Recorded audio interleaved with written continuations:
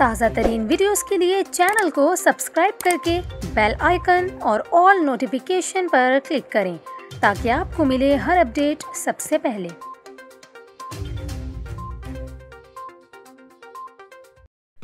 और अभी आपको अफसोसनाक खबर दें, कराची में तूफानी बारिश से जामिया कराची में कैंटीन की छत गिर गई।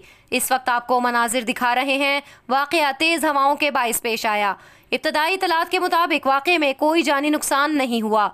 आपको बताएं कि कराची यूनिवर्सिटी में चंद रोज़ कबल लैब की छत गिरने का भी वाक़या पेश आया था। शहर में आज होने वाली बारिश के साथ तूफानी हवाएं भी चलती रहीं। शहर के जुनूब और मशरिकी इलाकों में हवाओं की रफ्तार काफ़ी ज़्यादा थी, जिसकी मुतादिद वीडियोज़ भी सोशल मीडिया पर वायरल हैं।